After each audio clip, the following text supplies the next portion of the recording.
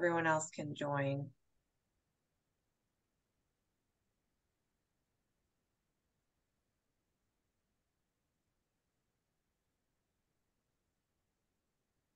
Hello. Hi, David. David. Okay, I'm for some reason I can't get this on my computer, so I'm doing it on my iPad. So Oh, okay. Okay. No worries.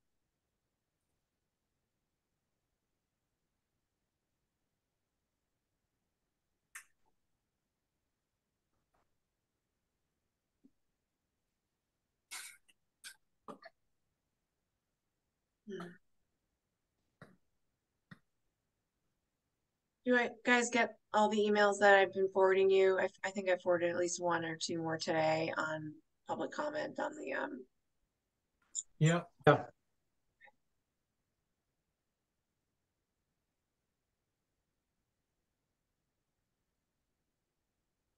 Good.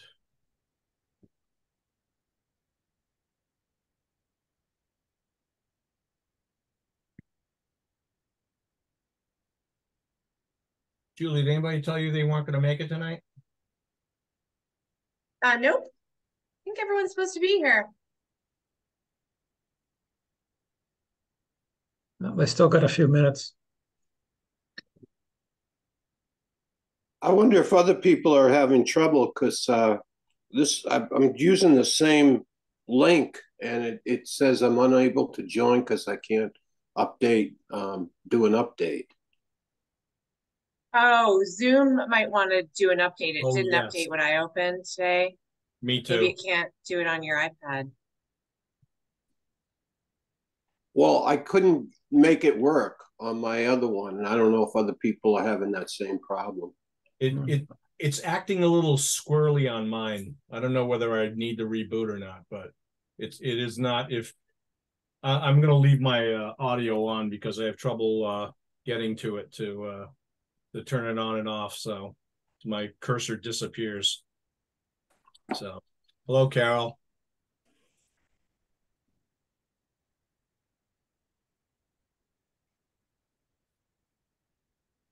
Are you talking to us, Carol? Okay. I just wanted to let you know that I won't be at the next meeting. I'll be away. So the 19th, I'll be here. Okay. Okay. Okay. Carol will not be at the next meeting.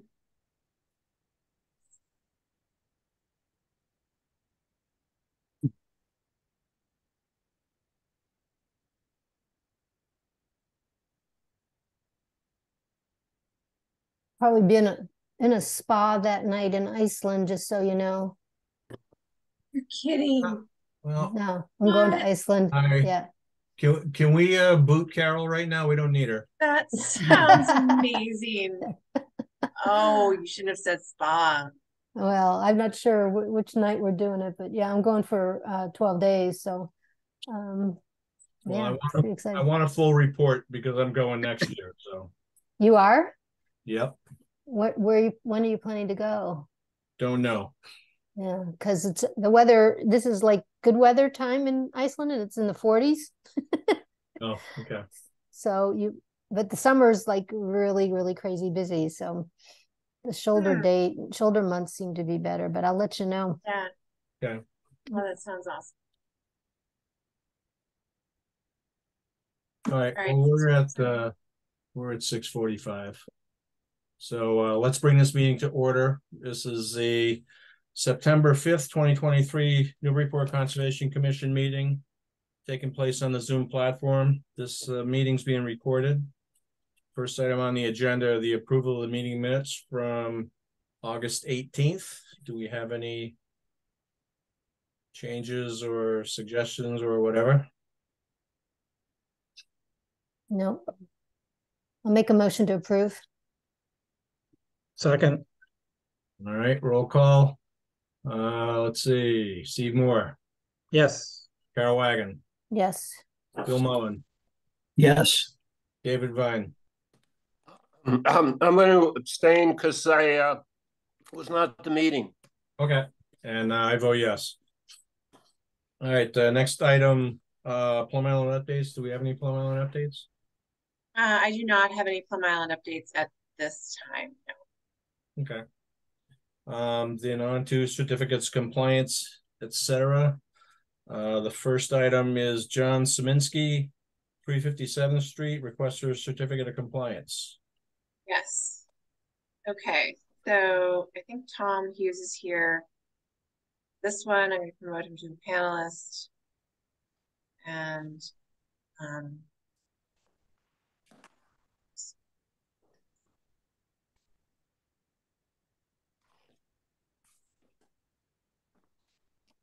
seem to be working. There we go. Okay.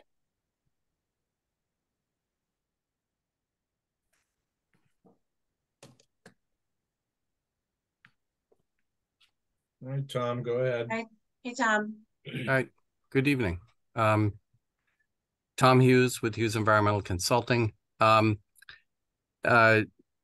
first thing I wanted to do is just point out the project was completed. Everett Chandler did the as-built, calculated out the vegetation area. And one thing to remind you guys of, not much of the site was vegetated when we started with. There should be a table on that plan. I'm actually not seeing it on that. No. In his letter, you can see he gave the square Yes. footage of what was approved versus what's on site. But since we didn't start with much, it's a smaller number to start with. And I was just converting some photos into Adobe so I could share them with you. And I just need to see if they've actually converted. I tried emailing them as photos and apparently they didn't go through. I can bring up, this is the approved plan. And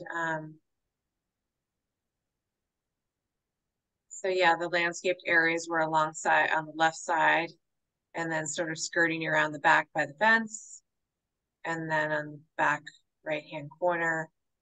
And this is all going to be clamshell, sort of gravel. Right. And you can see that we had a large sand area there, and then we just kind of had landscape along the perimeter. What I can do, I can just share the raw photos. I can't get them to convert to Adobe, which is usually the easiest way. But if it's okay, Julia, let me try sharing them as photos. I need you to allow me to share. Oh, sure. Sorry. Or to stop sharing. Okay. All right, let's see if I can get this to work. Okay. This is not the extent of planting on site. Just, but. Thanks for clarifying. Yeah. So there's American beach grass. This is back at the beginning of summer, put in along the back fence. There's some more plantings along the side where the split rail is. And out front, you can kind of see some shrubs and the American beach grass. And the front, which was proposed to be parking, is parking. And, oh, that's sorry, that's my... Is your dog in compliance? That's my daughter's dog, actually. Oh, and okay. It is hardly ever in compliance. And then there are some plantings kind of along this edge, but it's not much. So you can see some in the back end of the drive there. I'm not sure I've got a great photo of that. So that's the extent of the photos I have. So, you know, we've increased the vegetation to the extent we said we were, and actually I think it just a touch more. The project went well. We now have a building up on piles in the floodplain, which was not what we had there before. And we have a good part of the dune vegetated, and we've got the area out back for recreation unvegetated, which is what was proposed.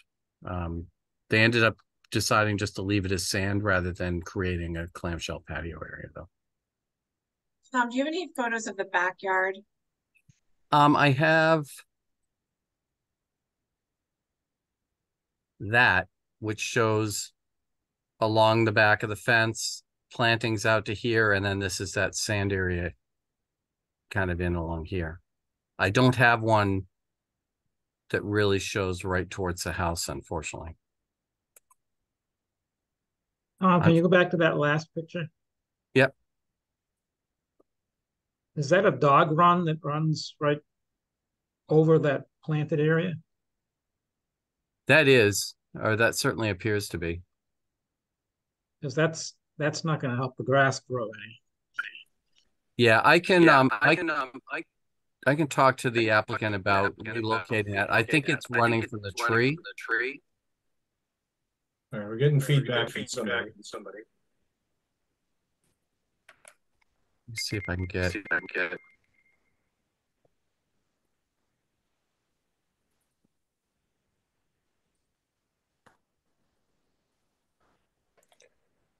I don't have the other end of that line. Yeah, there's nothing behind that car though. I was out there when the car wasn't parked. It's just us.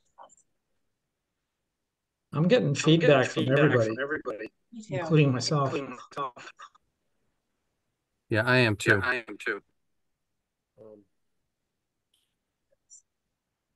don't know if it's me. I've been having a hard time. I finally got it on the computer, but I'm not sure if I'm the person. I think it might be you, Dave. Yep. Yeah, you're the only one without an echo.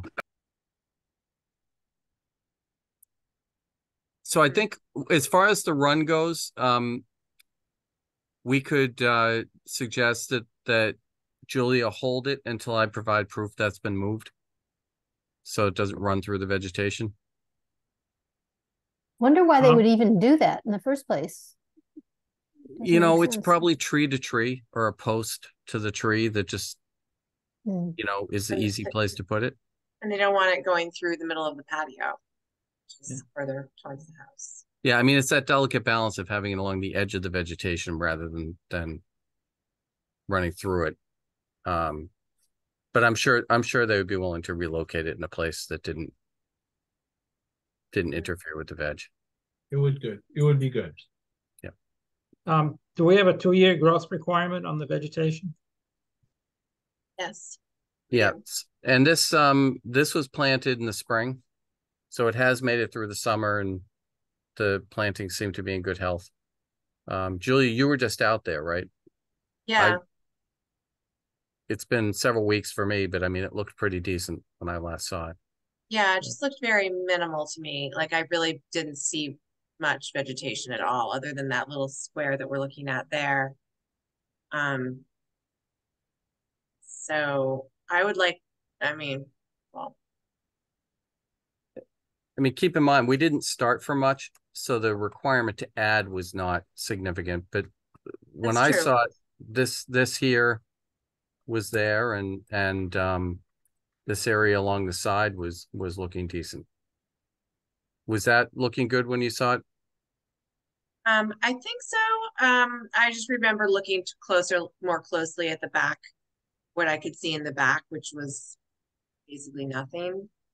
Right, and the back was intentionally left pretty open for recreation. Yeah. So I mean, I can bring up the photos of the aerials of the site prior to construction. You're correct. It was very sparsely vegetated to begin with. Right. But if you've calculated, I mean, I think the key is, did you do the calculations for? Yeah, Everett did, and I'm also right now looking. Let me look at the plan that he sent, because there was a table on it. I don't know why it's not showing up. Julia, there was a table on one of those things you. Yeah, I can't access it because Tom's showing his screen, but I could go back, Tom, if you want to let me go back. Yeah, let me stop sharing. Sometimes with his PDFs, the tables don't always show up when you first view it, and then you have to like flip a tab over. But I'm not seeing the table on the one ahead. But he does have it in the letter as well. So wait, that's the order of conditions. Here's the notice of intent. So in the notice of intent, here's the table. Total vegetation proposed was to be 1,700 square feet. It's nowhere near that for sure. This was a landscape plan. This was supposed to be all vegetated. None of this is vegetated. None of this was planted. There may be that little line of beach grass back here. There's nothing in this area other than these existing trees, but nothing in this area. And then there's this little edge right here, and there's this. But as Tom said, and that was what was proposed. But if you look at there before,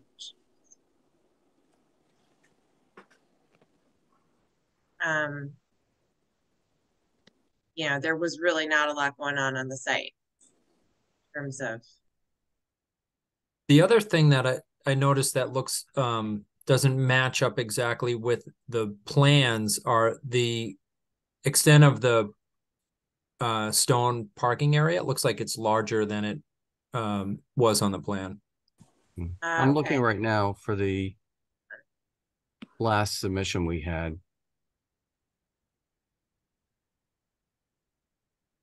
Yeah, here's the again, I'll go to the approved plan and then back to the. Okay, so here was the pre-existing, here's the approved.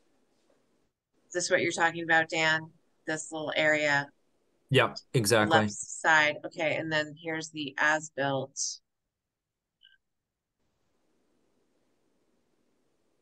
Which, yeah, you're right. The parking area comes further out to the left. That might have been included in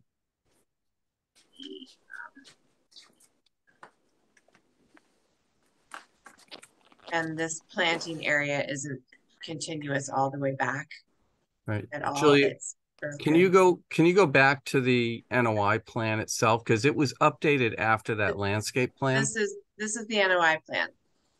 Because the last one I have submitted was 770 to 946 for vegetation. We changed it. Our submission for the July 20th hearing, we increased vastly the amount of sand. Okay, this is the plan I have. So All right. So maybe what we need to do, can I share what I have just so I can show you what I'm looking at? yes. And then I think what we ought to do is maybe let's continue this. You and I sort out the what's going on with that, and then we'll just figure whether we have adjustments that we need to make.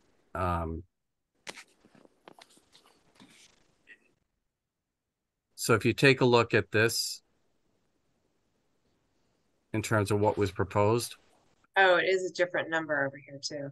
Yeah, and the number was 770 to 946, so it was much closer to what we have. I think what happened is I think we originally came in and we had a significant amount more plantings, and then on a revision realized that we were getting rid of all the recreation areas, so we downsized it. So we weren't proposing to increase vegetation by like 1,000. We did have an increase, but it wasn't. Can you zoom in on your proposed? Yeah, I was just trying to do that, and it doesn't want to. Because that's looking a little bit more like what's out there right now. Right. And the problem I'm having, this new version of Adobe, I don't know. I know. I don't even use it. I'm still. I'm going to reset it back to the original. Like it gives you the option to go back to. Yeah. So yeah, we were 770 to 946. And is that where you actually are at 946 now? Yeah, it's in the letter where we are, and I can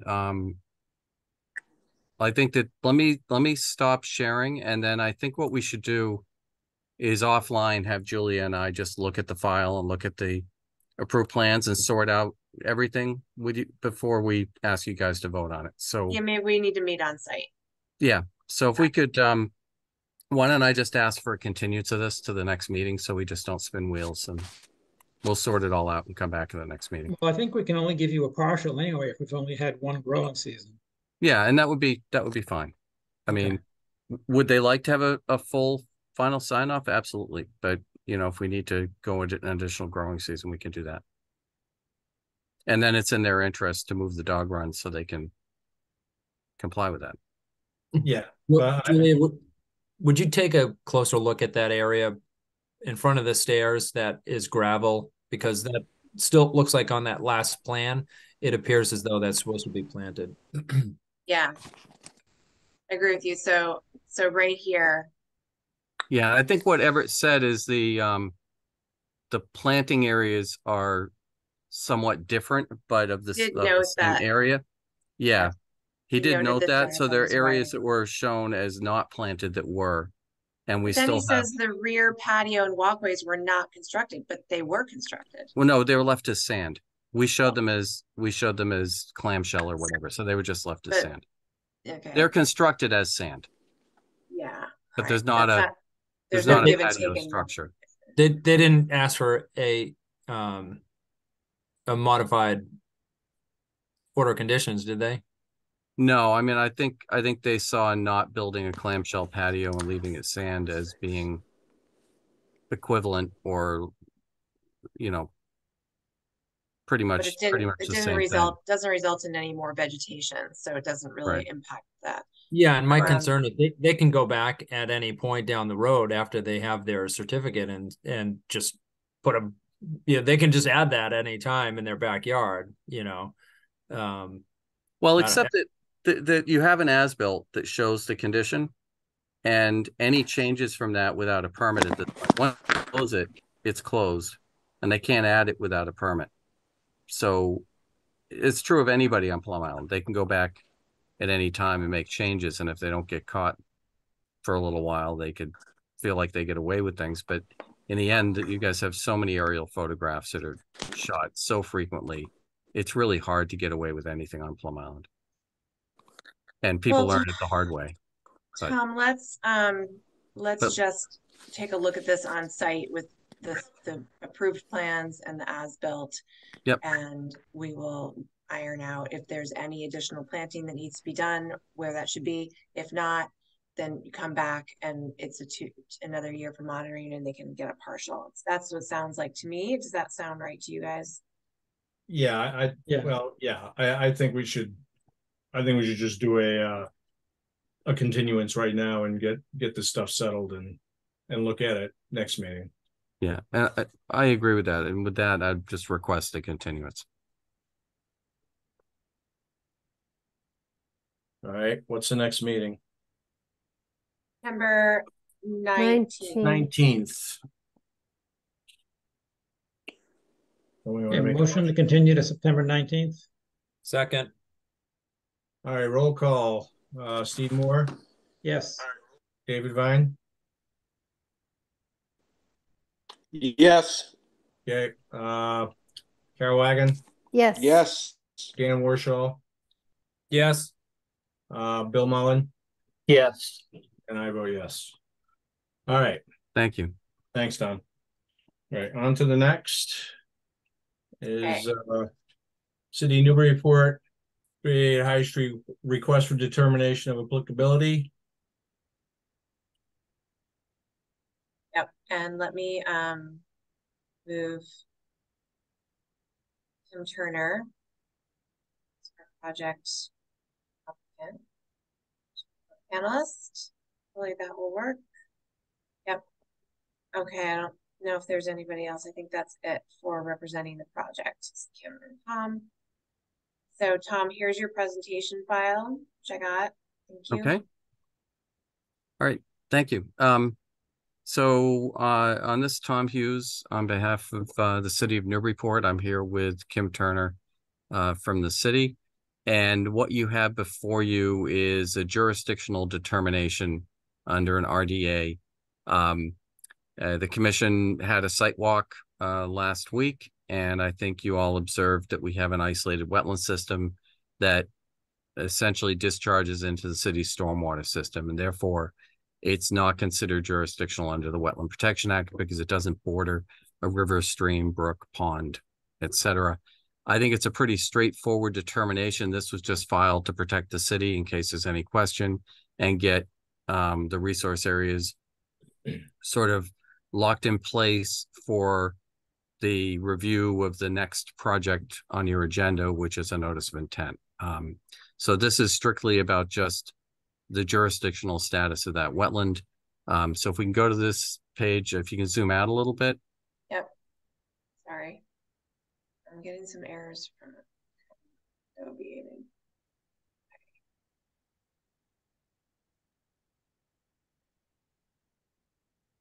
Julia, sometimes if you click on a different tab and then click back, Okay, it's just taking a little bit to load. It seems like it's yeah.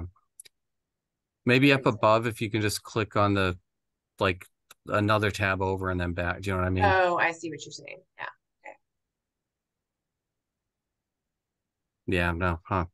All right, well, what you could see on that aerial photograph, which you do have in your files, and by now you've had plenty of time to review it, is that the aerial photograph of the site. You can kind of see it in the index on the left, where you can see the wetland flags.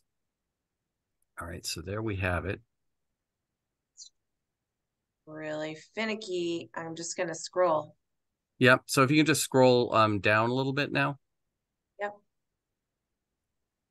So you can see the wetland flags. You can see the flags B1, B2, B3, B4, B5, B6. That's that area that right at B4 is kind of where that little pool area where the pipe leaves.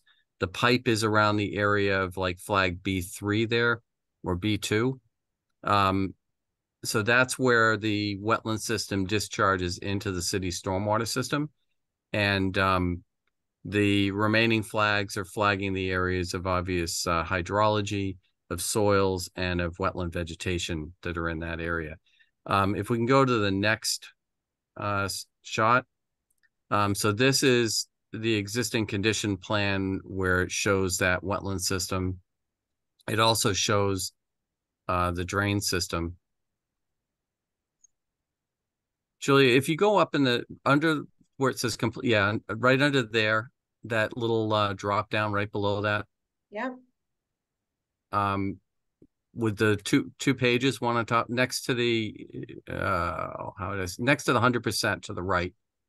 Oh, here. Yeah, if you can click on that and just do fit to one full page. I think that hopefully will solve all our problems. All right, if we can go to the next page.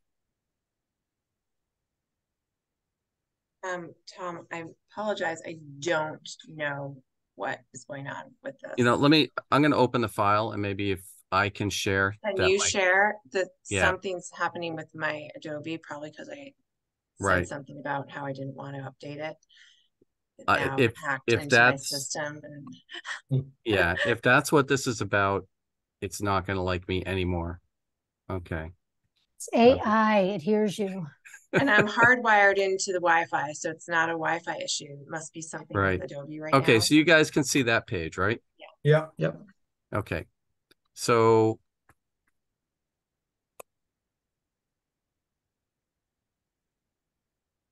there's the wetland. Okay, so here we have for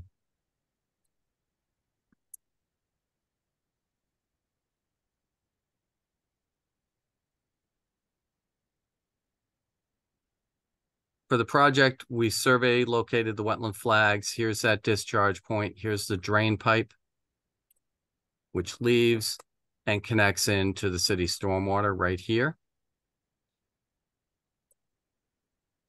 The other thing to note is as part of this project, we survey located all the trees on the entire slope there, which is part of the existing condition. Not really relevant to the RDA decision, but just I want to point that out. Then we also had the city engineers provide a diagram showing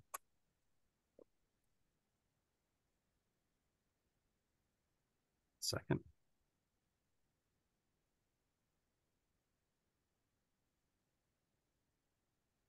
Nothing is really working very well, is it? No, it's got to be Adobe because All it's right. happening to me. Yeah, no, I'm really not very pleased with it. So this is the pipe, and you can see where it enters in and joins with all the city stormwater. So with that, I mean, I think it's a very straightforward determination decision we're asking. This has nothing to do with approving or not approving the project about the parking and the work associated with it. This is literally just about clarifying the jurisdiction for that project through an issue of a determination. So we would ask you guys to approve this as proposed, and I'm certainly here to answer any questions with regard to that.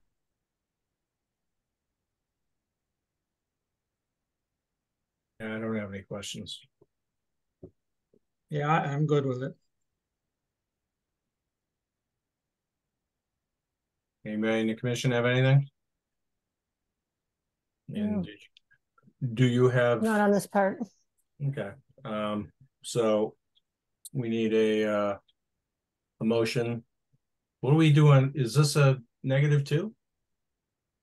This would actually be, no, right, Tom? This is something different. Yeah, this is a A determination of the wetland boundaries. it's a not jurisdiction to the Wetland Protection Act negative, and it's a positive for the ordinance for the Right. resource area. Right.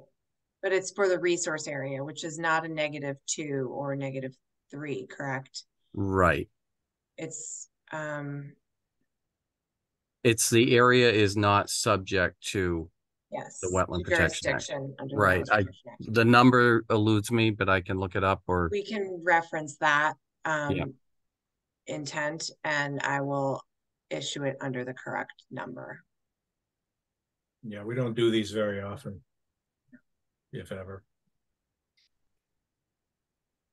All right, so we still need a motion for whatever we need it for the. I think it For would be a the, negative determination stating that the wetland as delineated is not subject to the Wetlands Protection Act, but is only subject to the Newburyport Wetlands Protection Ordinance.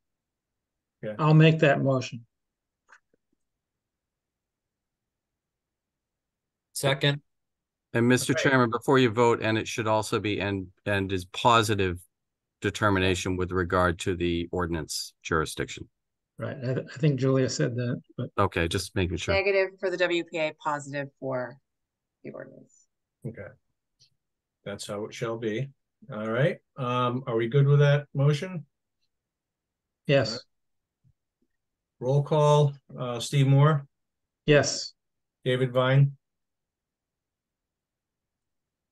David's still here? He's off my screen. I'll move on. Carol Wagon, Yes. Dan Warshall, Yes. Bill Mullen, Yes. and I vote yes. I think we lost David. All right then. So that's taken care of. Can I get a motion to open the public hearings? So moved. Second, All right, roll call. Steve Moore, yes. Carol Wagon, Yes. Bill Mullen, Yes. Dan Warshall, Yes. David Vine. Well, you're there, but okay. And I vote yes.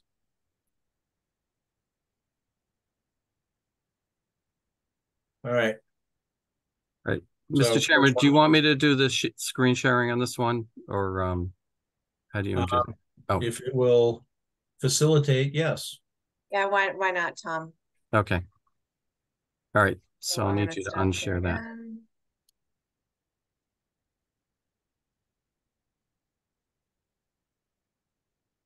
All right. And I think Kim's going to start this one off.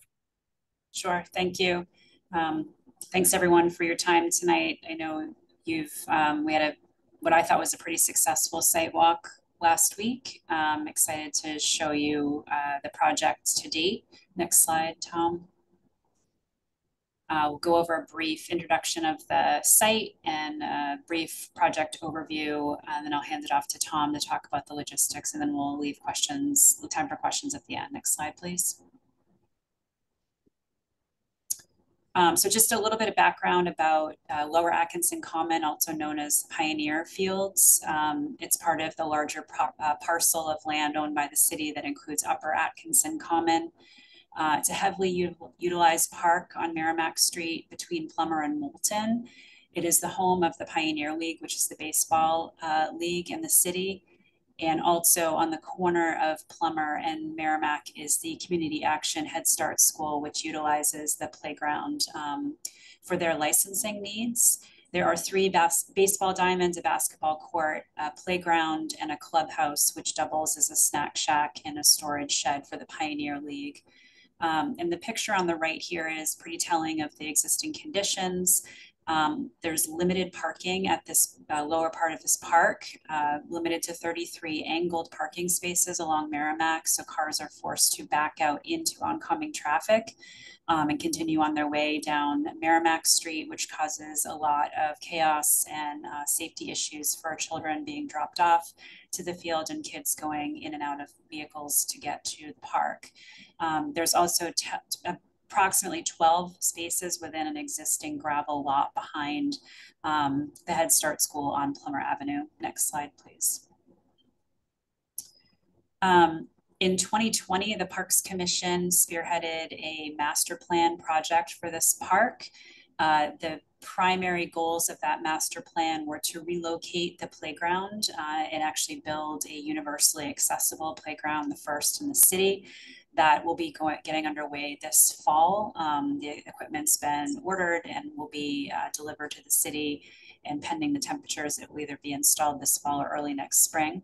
The next main goal of the Parks Commission is to alleviate some of the drainage problems at the site. It's a very flat site, and currently the Pioneer League has some issues with puddling on their fields, which we can get into at a later date, or later in this presentation rather. Third main goal is to alleviate some of the parking issues and bring, again, that parking internal to the park so that cars are not no longer backing out onto Merrimack Street.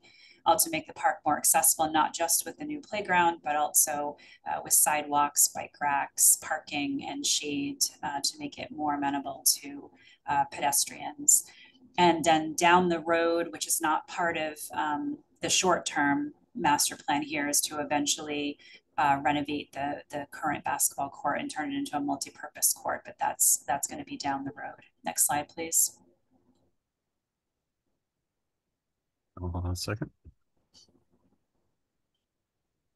So just a brief overview of the project. This is sort of the holistic master plan, and then we'll dive into the more detailed area that's jurisdictional to the Conservation Commission. Again, we're eliminating the angled parking to the west of the clubhouse and continuing the sidewalk from Moulton Street. There'll also be a bus drop off to the west of the clubhouse as well. Eliminating the angled parking to the east of the clubhouse and constructing an asphalt lot with one-way vehicular traffic that will contain 26 parking spaces, 4 of which will be ADA compliant, and queuing for up to 7 cars for parents dropping kids off at the park. We would like to expand the existing gravel lot behind the Head Start School and along the rear of Founders Field for a total of 56 parking spaces in that area. And then address some of the drainage issues through a stormwater wetland, native plantings, and swales. And I'm going to turn it over to Tom now to talk about the notice of intent and the logistics of that. Okay, thank you, Kim. Can I ask a question before you do that? I'm just looking at this picture. So there had been parking all along Merrimack Street, right? And now there's there will still be parking on part of it, but not the other part. Am I understanding that correctly? No, they'll no longer be parking on Merrimack Street in front of the park. To the west of the clubhouse, that is a bus drop-off zone, that little bump out there in front of those existing arborvitaes. Okay. And then as you're driving down Merrimack from west to east, you can pull into an asphalt lot that's completely separated from Merrimack Street. There's a sidewalk and a curb line right where Tom's cursor is. And then you can either make a full left-hand turn and park in the angled spot, or you can queue and drop a child off to the right, or if you need to use one of the handicap accessible parking spaces, you can parallel park down at the end there. Does that make sense? Yes, thank you. Okay. Okay. Good evening. So the reason we're here is because of that isolated wetland that was just subject to the determination that we just had that hearing on, which is up in this area. And what our proposal to do is to take the existing gravel lot, which I'll show you another plan that makes it a little clearer, but is kind of ends right in here. It actually is a little bit to the left of the orientation of the expanded parking. We arch the parking, and in doing so, we're actually pulling the parking away a little bit from behind the homes on Plummer. This goes out through that wetland area. We relocate the wetland into a stormwater wetland, which basically has a full treatment train for the stormwater that comes into it. And then this ultimately discharges through a pipe, connects with a catch basin that's within the parking lot, as well as a swale with a drain that basically runs along here, taking water where it currently runs and bringing that directly into that drain pipe. So we help to dry out some portions of the site and manage water a little bit better. I'm going to go to the next slide just to walk through things a little bit better. So the goal here is we eliminate all that angled parking through the areas outside of jurisdiction that Kim just went through, but also through the expansion of the gravel lot. So what we do is we bring all that parking, and the one thing I'll note is Kim had a great picture of 1 or 2 cars in that angled parking in the very beginning. That really doesn't do it justice, but I think all of you guys have driven by there during a ball game. And so you just have to remember what you've seen firsthand about the safety situation there. The idea is we get rid of all of that. I mean, I drive by there and you see, you've got vehicles with like bikes mounted on the back of the vehicle, and they're kind of sticking out into the road, and it's treacherous with kids and everything. So we want to expand the parking behind the field and then address some drainage issues. We also had a site walk last week, and as a result of some of the observations, which is frankly the first time I saw it with the limits of the project staked out, I think we've got some minor adjustments that we've made to really improve the project, and I'll go over those as well. So again, this is the area of wetland, and this is your 100-foot buffer zone, the jurisdictional zone.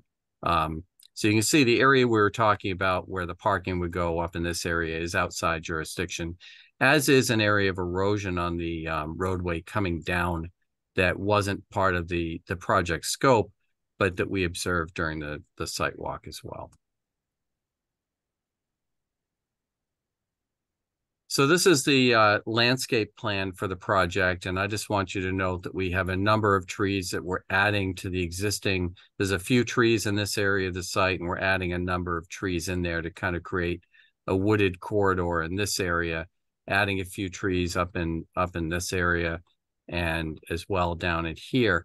One of the things that I wanted to note, and we made a note on an updated site plan, during the site walk, it became apparent as we walked along the back of the disturbance limit back here that if I was given a dozen smaller trees, 1-inch DBH, I could find a home for them once we clear the site.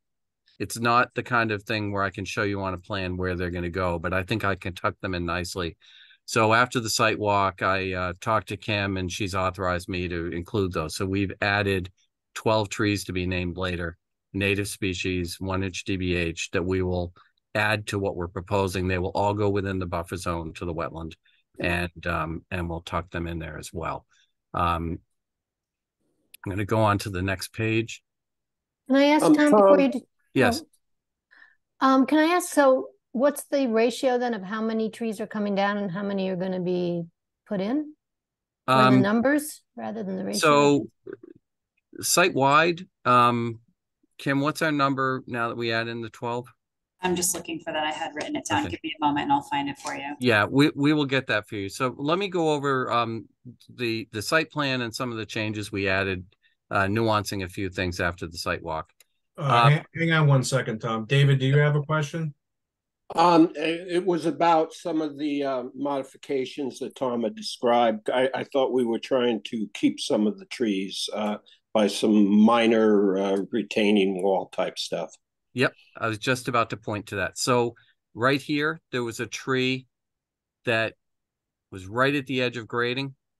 And what we've agreed is we're going to do a low boulder wall to essentially build a tree well around that, so the grading does not harm that tree. And then we talked about putting a tree in that area when it comes, or not in that area. There was another tree somewhere out in here, perhaps this one, that was in pretty rough shape. We couldn't save it, nor would you really want to. It had already split halfway down. So this is the kind of area where I imagine some of those dozen trees would go. But once we get this all cleared, what we'll be doing is we'll basically be putting in some maybe in the slope and some off just next to the area where we do all this work. And that the ultimate placement of those trees will be coordinated with the conservation office to make sure everybody's on board with where they go and the species that we choose. And I don't want to name the species yet because I want to see how much light and the soil conditions in the areas we would plant. So we'll start speccing those things out once we get the clearing and the rough grading done. So the other thing that we have done is we will be observing areas of run-on during construction, and run-ons where water comes into the construction site.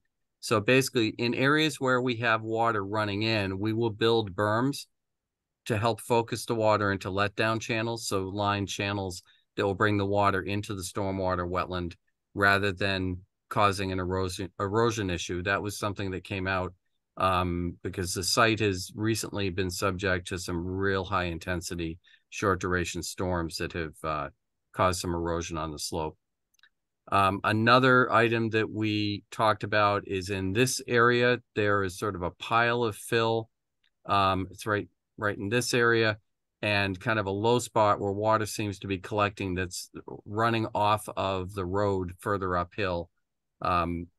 So the city is committed to trying to solve the kind of water overtaking that road and running off into the woods unabated. And we're going to try to slow that down. And we've got to look at exactly what we'll do. That's all outside of jurisdiction.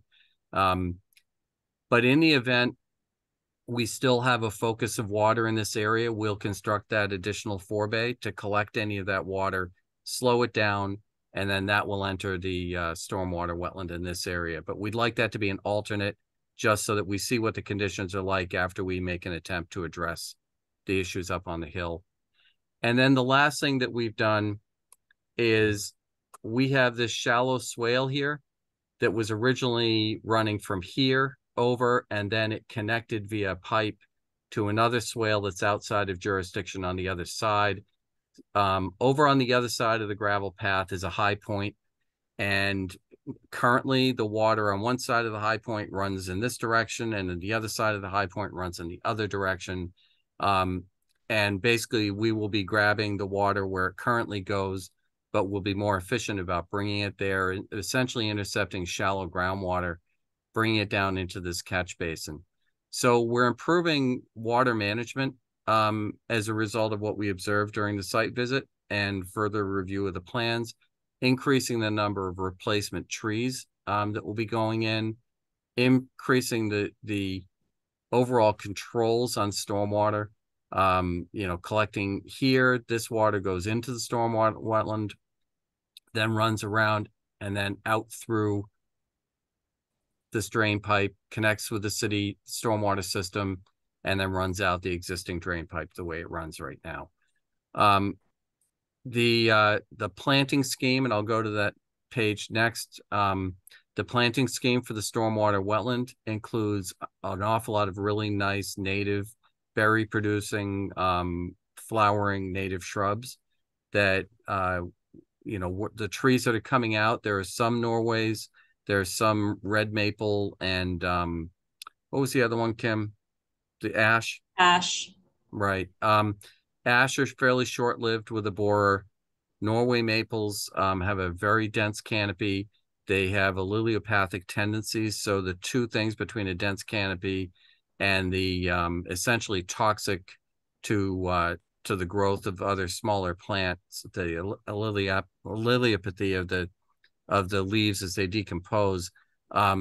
You could see when we were out in the field the limited diversity under the Norways, and we'll be increasing biodiversity, getting trees back in there. I'm actually particularly happy about the idea of adding those additional 12 saplings back in there. They'll be native, and they'll again strengthen the that section of that forest in terms of its resiliency long term. And then, so this is the plan for the stormwater wetland. That's what I get for trying to zoom in this version of. Anybody on this hearing works for Adobe, just stop it, please. All right. They keep making changes that make this far worse. So you can see, you know, we've got Summer Sweet, we've got Blueberry, we've got Bulrush, Sweet Flag, Winterberry, Viburnum, Clethra, Sweet Fern. I mean, it's really going to be, and then some Blue Flag Iris. It's going to be pretty. It's going to have biodiversity to it, and you know, fully vegetated, and really far more productive than the existing wetland. In addition to doing a better job of stormwater treatment. Yeah, so and one thing I'd like to add too is that, you know, at the edge of the grading, we're also adding in some larger native shrubs, you know, like viburnums and winterberries and summer sweet, which will colonize and sort of stabilize that grading there at the limit of the work line. And that was, you know, purposeful to try to slow down the water as it's running down that hillside. And then I have an answer to the question about removals of trees and number we're adding back in. So currently there's 22 proposed to be removed in the gravel lot behind Founders Field, and 2 up along Merrimack Street. That does not take into consideration the arborvitae, which I actually don't consider to be trees, but just to be clear, we are replacing 16 of those arborvitaes to take, you know, place of the ones that are coming down along Merrimack Street. So total removal of canopy trees is 24, and total proposed planting of canopy trees is 31. That's good to know. Thank you. yeah, the other thing I want to point out, which I think is important for folks to understand, is the city of Newburyport plants on average, you know, 80 to 100 trees every year. You know, if you were only paying attention to this project, you would think all they do is remove trees, and they actually are quite busy. I think they just had 40 or 60 trees delivered just the other day. I'm not sure where they're going, but they're quite active in the tree planting business as well. And we'll be, you know, this project is not an exception. We'll be planting quite a bit of trees here. So I think with that, you know, we'll just open it up to any questions. Kim, one question I have is, what other boards is this project going in front of? Is it going in front of planning? Yes, it's going before planning for site plan review in a couple of weeks. Okay. Will that be the entire project, or just, I know ours is restricted by what's jurisdictional. Is this the entire project that's going forward? Yes, so what triggers site plan review with planning is the parking. So they will be reviewing the parking as well as stormwater structures, which there aren't any new structures, lighting, which there is not proposed any new lighting. But primarily they're going to be looking at parking and vehicular movements. Okay. Tom, could you describe the operations and maintenance plan for this wetland? Is it to be mowed occasionally, or how is that going to play out? No, in generally, and let me go back to the civil plan. A stormwater wetland is a relatively maintenance, for once it's established, fairly maintenance free thing. You have a sediment forebay, and like any forebay, you have to keep that free of sediment. If sediment builds up, you get in there with a mini backhoe and you kind of clean it out and rebuild what you have to in the process. And then it does also have a deep micropool. So if the system did get overloaded, in the micropool, you also get some sediment settling that can occur. So you might clean that out. You can prune vegetation for its health. You can get in there and, weed whack down the herbaceous stuff at the end of every growing season. We've got blue flag iris and things in there. I would suggest that gets done after those have dropped their seeds, or done early spring if it's going to happen, but it's not necessary. It's essentially a wetland, so it kind of is very low maintenance as far as stormwater system goes. I think your other maintenance items are really things like, the sumps on catch basins and, more typical things. And I think that's why it's really important that, we are serious about putting in an alternate forebay to gather sort of surface runoff and control how it enters the system so we don't end up sedimenting it up. And that's what the purpose of that would be if we can't get our arms around that runoff coming down the gravel road. Hey, Tom. Yeah. Any sediment removal could be done from up on the parking lot, correct? Yes, absolutely. Yeah. Both areas are within reach, and possibly, you might drive in to, up maybe into here.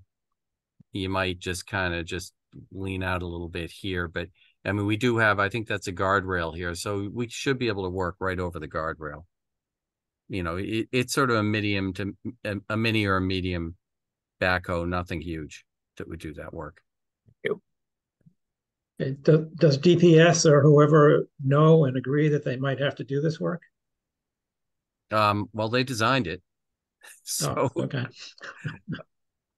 Yeah, they are aware of that, and that was the one concern that the city engineer had in the adding the alternate forebay. But we talked about it, and ultimately, if we don't manage the sediment here, we'll be managing it in here at kind of the end of the treatment chain. So it makes more sense to put in the forebay if we need it. So we'll be doing that. But we did have that very serious discussion about maintenance and whether that creates a situation that's difficult to maintain.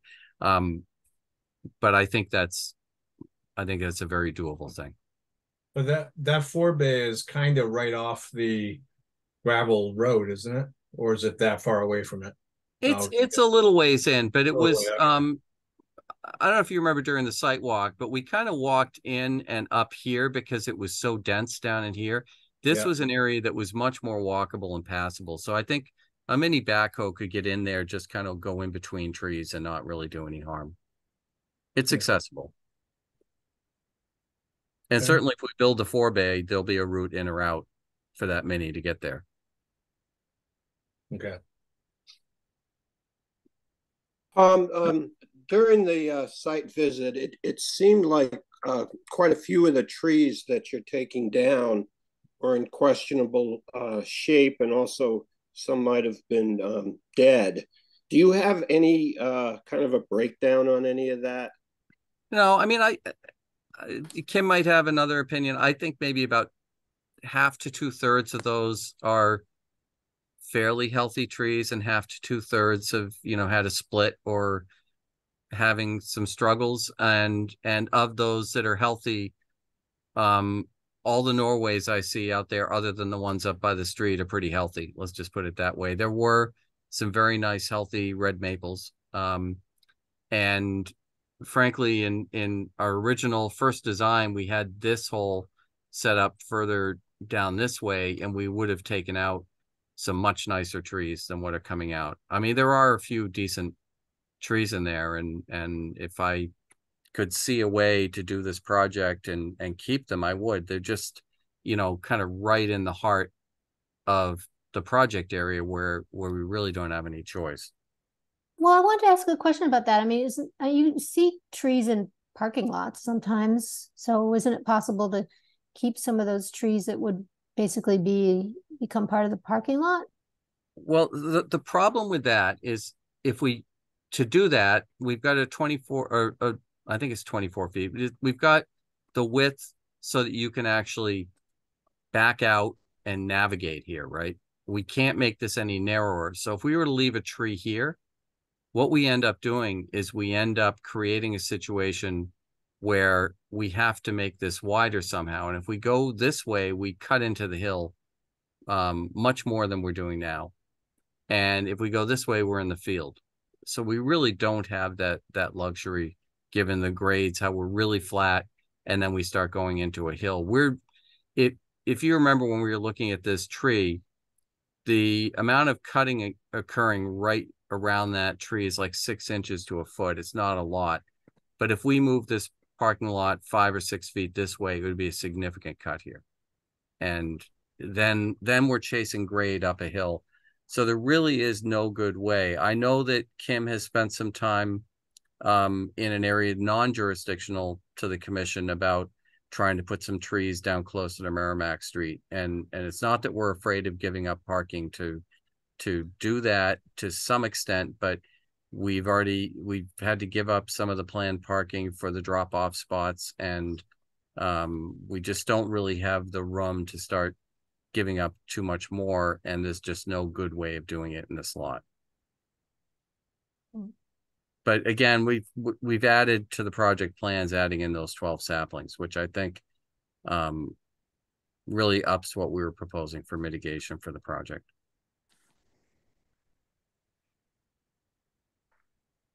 Okay. Is there no way to add parking down along Moulton Street or near Moulton Street, or is that taking place of a field? So that gets into, and I think that might be something that Kim can expand on, but let me just get to, what's that? Okay, so what happens over here is you have other park programming that occurs, and we really can't have the entire area along Merrimack being a well, part of that decision too is we could have mimicked what we did to the east of the clubhouse. On the west of the clubhouse, we would have gotten maybe 10 to 12 spaces in there, and for the amount of asphalt that would need to be, installed there for those 12 or so spaces, it didn't seem like it was a worthwhile endeavor. You'd have to get rid of those arborvitaes as well. And that space there is an area of green space that the Pioneer League is actually anxious to recapture for their needs as well for the park. Yeah, the other thing I want to add is if we do that, we don't negate the need to expand the gravel parking. And what happens is if we shorten this, we end up bringing the stormwater wetland further down. We end up clearing more trees that are nicer and closer to Plummer. So it's almost counterproductive to make this shorter. Well, I wasn't thinking shorter, but you could eliminate some of the parking spaces along the new wetland.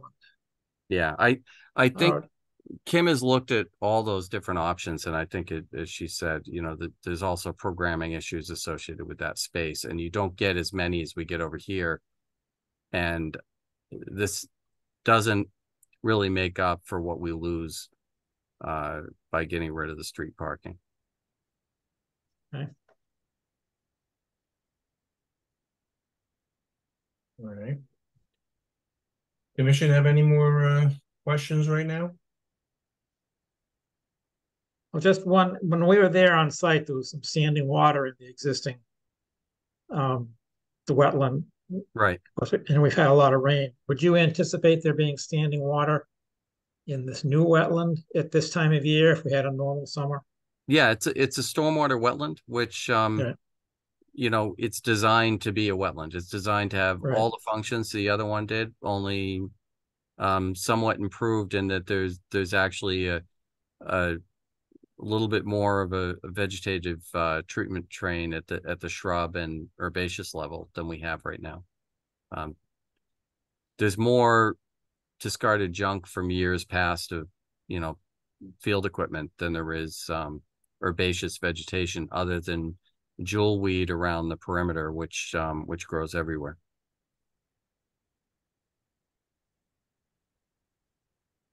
Okay. Anybody else? All right. I'm going to open this up to comment from the public. I would greatly appreciate it if you would limit the comment to the our jurisdictional area, which is the area within 100 feet of the wetland. All the other issues, that's why I asked about what other boards this is going in front of, because planning the rest of the parking questions and all the other stuff that's going to be taken care of at planning. So I would ask you to avoid commenting on that.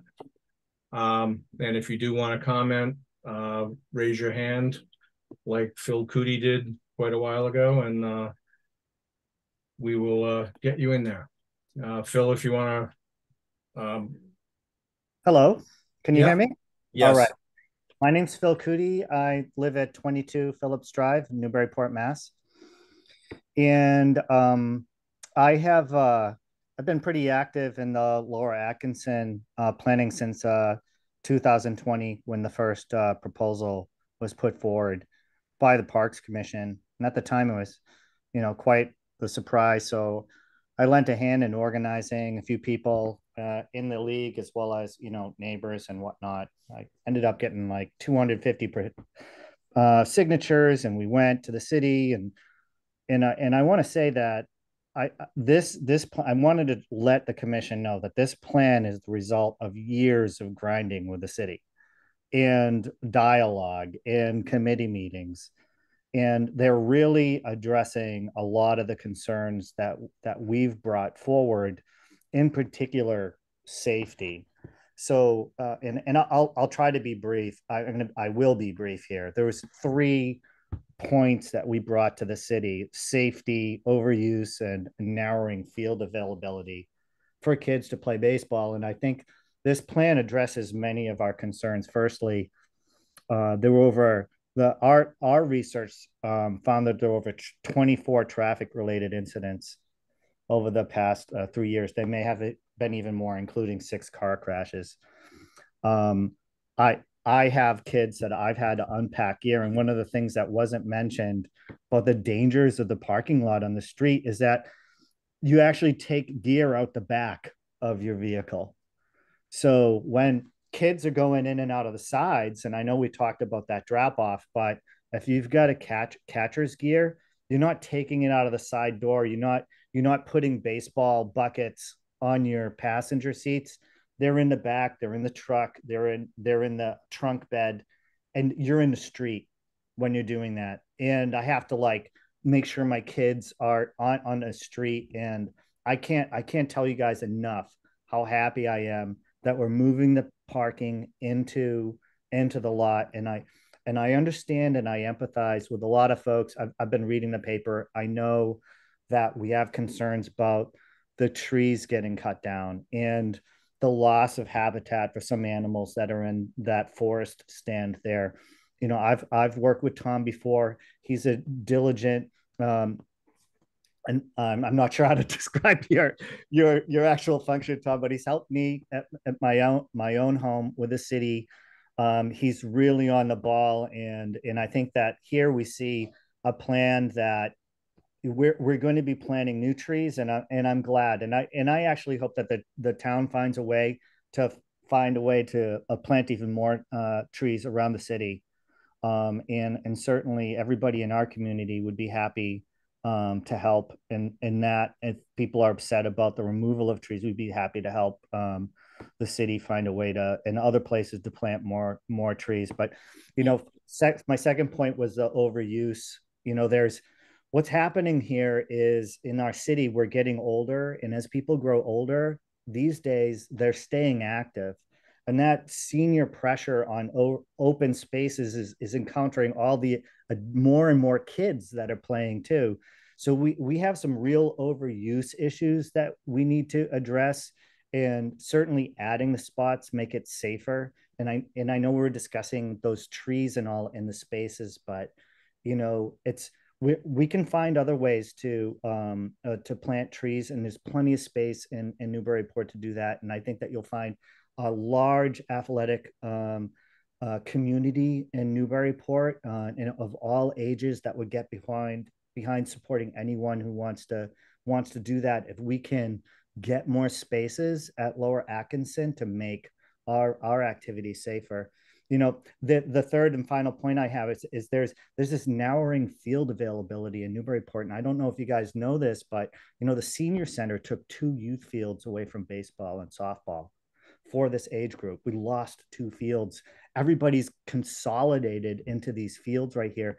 These 3 fields, I've done some of the metrics. We have the least square footage. We're in the lowest 3% of ballparks in the county, as far as square foot of open space, and that's including parking space and ball fields. So we're really crammed in here. And the idea that we're putting more spaces is just going to make it more safe, and it's gonna help us address the narrowing field availability. I know Kim knows there's other ideas that we have for more net new fields in the city, but this is certainly a great path forward. And I just wanted to mention that to you guys, because I know we're looking for where there has been a lot of focus on the trees, which is great, but we're doing this for everyone's safety, for all ages, for everybody who's using this park. And this plan is just making it so much safer for everyone, grandmothers, kids, parents, aunts, uncles, everyone who comes and visits the field. And as Tom has mentioned, you know, it gets pretty crazy over there. So really appreciate the city's work and their willingness to listen to community members. And I want to encourage everyone here to think about compromise for the greater good, and to be kind to one another, to listen and appreciate each other's perspectives, and be tolerant of different opinions as we seek path forward for this fantastic park. And definitely, I think for the 250 plus people that have signed our petition to the city, I think you address so many of our concerns. There isn't any resistance from the folks that I'm with about how this addresses both the safety, overuse, and our narrowing field availability issues. Thank you. All right, thank you, Phil. One public service announcement: if you want to, you can always donate to the Friends of Newburyport Trees. You can get a tree put in for one of your loved ones, and get a leaf put up on the rail trail signage. So you can do that. And that's Friends of Newburyport Trees. Friends of Newburyport Trees, font, FONT, and they will be more than happy to plant as many trees as they get money for. We will certainly put that forward in our mailers to our team, our families that come to the park, and I'll reach out to whoever I can to help in that regard. It's important that we're considerate of each other's concerns as we put these kind of plans together as a community. All right, thank you, Phil. Next is Ted Jones. Oh, next is Christine Wallace. I didn't see you up in that. Let's have Christine go first. Great, thank you, Chair. Christine Wallace, Ward 4 Counselor. I live at 474 Merrimack Street. And I agree with the previous speaker that, yes, there is a lot of programming going into our parks, and they're getting more and more crowded. I just want to give a little bit of background and clarification. I've been involved with this master plan for the 4 years I've been a counselor, and probably 2 or 3 years before then, advocating for a master plan. And the plan has always been to get the cars off the street. In fact, we got the cars off the street 2 years ago when the city council approved an order that I sponsored to get cars off the street between Plummer and Moulton during games. So that's already happening. The next phase was to get the parking protected, the front lots. So that was put in the playground, which the council approved that funding, knowing that the spots out front would be the protected spots. So the plan has always been cars off the street and protected lots. What's new that I have not been as involved with, and I cannot support at this time is the expansion of the gravel lot. I understand that it would be nice to have all that parking in there, but what we're doing, it's not so much a safety issue as a numbers issue. So my recommendation is, can we please do, and this is what I've told the mayor, I would prefer to see the front lots, playground moved, and rather than spend ARPA money on the wetlands and the tree removal at this time, use that money to do Merrimack Street improvements, because right now there is no design for Merrimack Street improvements and no dedicated funding. So we need something for the residents every day trying to get to the park. It's not just during games, although games are an issue, but that way it and also looking at traffic calming. And also, I just want to comment, I noticed on the last hearing, if I may, there was no public comment on the RDA.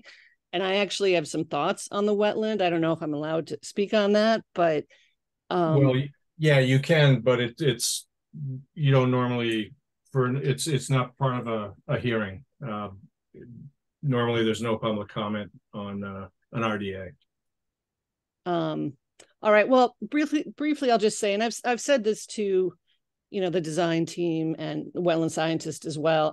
I do know in the DPS GIS plans, you can find from the state, it's called a 0.28 acre wetland. So there's a real discrepancy on what DEP shows versus what's been flagged. And also the fact that it does flow into the city's pipes. Those go right into people's backyards to streams that go right to the river. So to me, that doesn't make sense that it would be isolated. So that's just something I want people to understand. And lastly, I just want to talk about the drainage. My background is civil engineer in stormwater design. I've done reviews for conservation commissions, done designs, and I'm a little concerned that taking out the trees and the vegetation and filling in the wetland that's there is not going to improve the drainage. And there's not a stormwater report, which I would highly recommend, that you have a design that's stamped by a PE, a stormwater report that is also stamped by a PE. And also, you generally don't have a wetland replication and a stormwater structure be the same thing. Usually you would replicate the wetland, and then you would have a stormwater treatment area, such as a stormwater wetland, to treat the increased parking lot area. So right now it's kind of double counting. So I just have concerns. There's going to be more water. Honestly, if you left it the way it is, I think with surface, redirecting some of the surface flow to get to the existing wetland, that could help the drainage problem that's out there now. So overall, I do agree with most of this plan, but I think we can get 60 spots without doing the gravel expansion at this time and see how it goes. I don't know if we need 90 spots unless we're doing increased programming. But if we did the road improvements and the parking out front and the playground, we could potentially have that protected area done this fall, if we could work with DPS to get that done as soon as possible. Thank you. Okay, thank you. All right, Julie, can you open up Ted Jones for a comment? Yep. Okay, Ted. You should be able to unmute it. Unmute. Yeah. Okay. Can you hear me now? Yep. Okay. Well, I'm not going to take as long. I probably won't take my full 2 minutes, but I live in Newburyport, 18 Dawes Street, and I've sent, I think, one letter to your commission and also an email to your commission. So some of you people might have read these ideas, but for the others, I'm a self-avowed tree hugger, and I obviously don't want any trees taken down. So I would be in opposition to the plan as it's now proposed.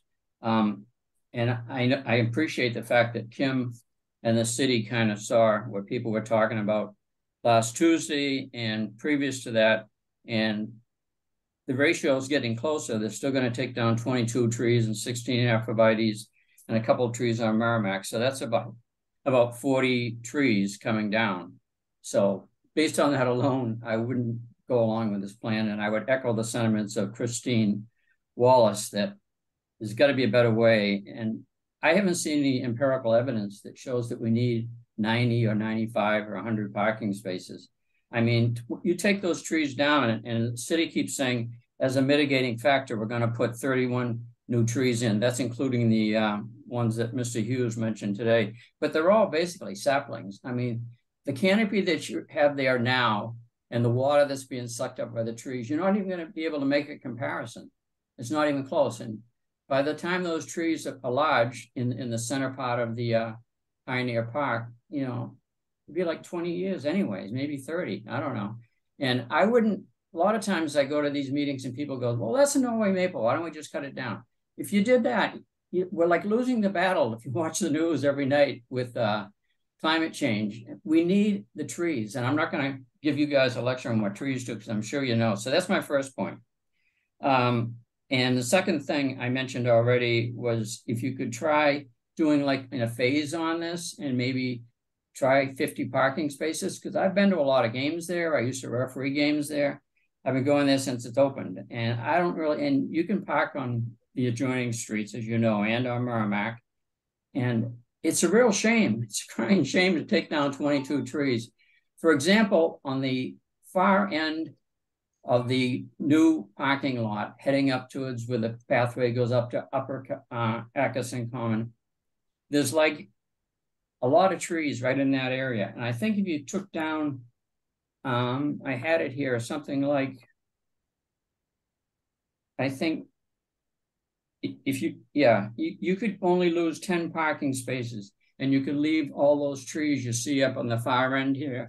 There's about 9 of them right up in the area there. So that's my fallback position. If you want to approve this, you lose 10 parking spaces, but you're going to save like 10 trees. And those are big trees back there. And I don't really care if you have to move it further north, as Mr. Hughes pointed out, because, you know, trees are good. Some are in bad shape and others are not. But and the final thing is, I think Kim told us last Tuesday that the trees to the west of the clubhouse are going to stay there. And I'm just wondering, you know, that was the advocate keeping them there. There'd be no parking, I guess, if there's going to be a curbstone there. But I'm wondering if you could somehow squeeze it in on the east side of the clubhouse, this snack bar, and keep the trees that are there, because those are arborvitaes, but they've got a trunk. They're trees. They're big. They give a lot of canopy. They give a lot of shade for the people. And I think if there's some way you could keep it and still have the parking there, if you maybe had to pull it further back, then that would be fine.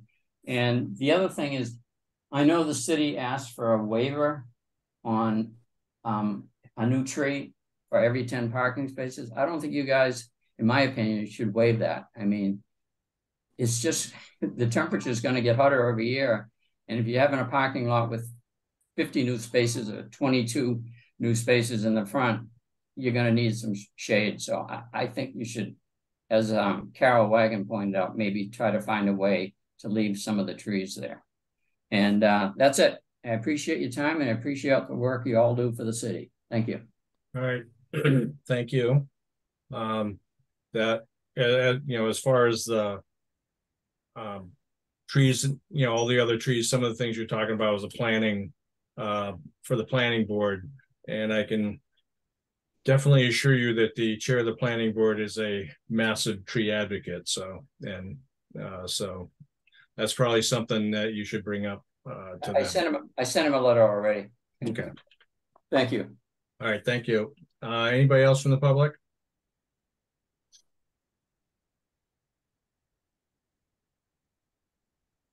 Okay, I don't see anybody raising their hands. So anything else from the commission?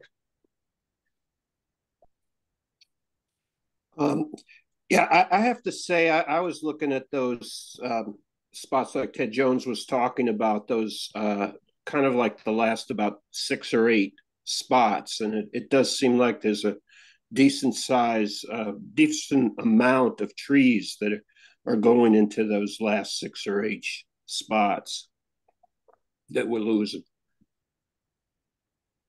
I don't know. Had you Is that where the X's are on the thing that we're looking at now? Yeah, that little patch in there. I don't know. Also, I had a question about, did you get your DEP number?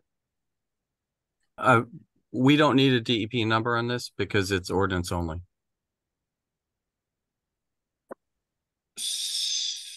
Right, it wasn't sent to DEP because they were projecting based on the filing of the RDA, which we just handled, that this was not a state jurisdictional wetland, but was only jurisdictional under our local ordinance. So they filed the notice of intent under just the local ordinance. I do want to note the RDA did go to DEP, so they do take a look at that. And if they had any doubts, they would certainly let us know. And it's been a month since we filed, and typically if they disagreed with that, they would have called Julia pretty quick. Yeah, so can I just address that whole issue of the cluster of trees at the end? And I don't know if Kim had a conflict and couldn't stay. I don't know if she's still on. Yeah, I'm still here. I need to leave very soon though. Yeah, so Kim, I'm just going to ask you to chime in on this, but the quality of the trees down this end versus what we would lose in that area. It's much worse. So the trees that we actually shifted away from are the nicer red maples. But yeah, we can. I'm just telling you all that I've listed all the comments, and I'm going to reassess, and we'll get back to you with further. You know, we're not expecting a decision tonight, is what I'm saying. You're not looking for a decision from us? Correct. Okay. Well, I think we wouldn't normally anyway, because it hasn't gone through planning. Right. I mean, we filed with planning, which is, now we don't really have that standard in the ordinance. We do in the Wetland Protection Act, where you have to have filed with planning. We haven't had the hearing. So far, all of the planning related comments that we've heard overall have been more related to things along Merrimack Street. But I think it's wise for us to keep it open so we can let that gel a little bit. But a couple of things to point out is with regard to, you know, extending into these trees allowed us to save these bigger red maples up on the slope. If we were to shorten things, we have to move our stormwater system back, and that ends up cutting into those. The other things is normally under a Wetland Protection Act filing, you would not mitigate a wetland with a stormwater wetland. But the thing that we didn't talk about it so much during the hearing, but I will note that the way I look at this wetland, and when you look at it in the field, the way it functions, water comes into this area, it kind of meanders down and then exit through a stormwater pipe. It is almost like this is an overgrown old stormwater wetland. And so the functions are actually well replaced by a stormwater wetland. And so in this case, I would argue that what we're providing back is suitable in terms of function. It has increased biodiversity. There's more value ecologically from the shrub layers. And when we put in those saplings, they will take some time to grow. But the other thing is, as saplings grow, they have a faster rate of sequestration of carbon. They grow fairly quickly. So we will be replacing all that function. And I know that, you know, we've been routinely meeting as a project team since the site visit, trying to address as many of the comments. We took all the comments we heard from the public outside of the Concom site walk and all of the things we observed during the conservation site walk seriously. And we've, I think the plans are improved since the site walk and what we came in with you. And what I'd like to end things on would be just, if the commission has things they would like us to look at while we continue out. And Kim, if you're still on, what's the date of the planning board hearing? Left. Yeah, okay, so I would continue to the next hearing, but we may want to push it one more depending on the status of planning. Tom, I just wanted to mention quick, sorry to interrupt, but because you were just in reference to your discussion about the replacement of the functionality of the isolated wetland previously with the new stormwater wetland. Yes, it is a stormwater wetland replacing what we had classified as an isolated wetland. And there are stormwater issues out there. Clearly, the existing wetland has standing water in it regularly. So I would just sort of a little bit echo what Councillor Wallace said about a stormwater report, which we don't have at this point. And I do think that we should have something along those lines, whether it's from John Eric and Diane at DPS, who are engineers and put this together, or someone else who can, appropriately like stamp it and certify it and show us the calculations. I think that will be very important in this case. Right. We can take that back. I know that, and you and I talked about this beforehand. Under the ordinance, the stormwater standards are not the same as they are under the Wetland Protection Act, but the planning board has also got some questions about stormwater. So whatever we give them to update on stormwater, we'll give you guys. And that probably will include some of that. But Diane has gone to a great, deal of effort to get this sized appropriately so it will function the same way that the current system does. So, and I recognize that because we were out there with her, and I understand the work they put into designing the system has been extensive. I just am letting you know that I think it would be important to include that report along those lines within right. So we'll look at something. It may fall a little bit short of the full-on wetland protection of course. stormwater report. I don't expect that one. I just expect something that shows us the details around what went into this design. Okay. Are there any other things that the commission would like to see? Yeah, I think the suggestion of keeping those 6 or 8 trees at the far end of the new lot wouldn't necessarily necessitate moving the wetland. I think you would just lose those spaces. Well, and keep the trees. Yeah, it gets tough because we have to basically send the water where it's being generated. It may not be quite as easy as it may appear on face, but we'll look at that, and we'll look at the overall parking count. And there are other and Kim's not here, but there's other requests related to the planning board and plantings along Merrimack. So we have to look at what we can do, and as Kim said, we'll be taking in all those comments, and so I'm not sure whether we'll be able to do that or not, but we'll take a look. Okay. But those trees in there, I think that they were more where the Norways were, and they were also not as healthy or as nice as as other trees that are being impacted. Okay. Tom, along those lines, you're saying that you can't move it to the east because of losing more valuable trees. What about widening it? Just changing the size of it. So the problem then is, I tried to talk about, we can't really widen towards the field. So we would have to widen into the slope, and then we end up doing a much deeper cut. Right now, we're just kind of skimming the surface in our grading. In some places, it was fairly deep, and I think we saw that during the site visit. But in other places, we're kind of skimming it. And if we cut into the slope further, we're gonna impact more trees on the slope. If you look, you can see some of these dots, which are the surveyed trees that we're not impacting. And so if we widen to save these, you kind of end up pushing your way into other trees. And then so we'll look at that. Yeah. But also the tree that we're saving with the well, we may not be able to save with the boulders if we slide into the slope further. So it's kind of like you get pushed in one direction, and you might be able to save something, but then you impact something else. And that's been the difficult thing of trying to thread the needle with a good plan on this site. Well, just look at it a bit closer. Will do. Will do. All right. So you want a continuance to the next meeting? or the one I after? I do, and I would just say, you know, for folks in the public, just check in with the commission prior to that, because we may continue again. I'm not sure whether we will continue past the planning hearing or whether we'll be back in at the next meeting. Okay. But I'm just doing this so that I don't lose time by continuing too far out.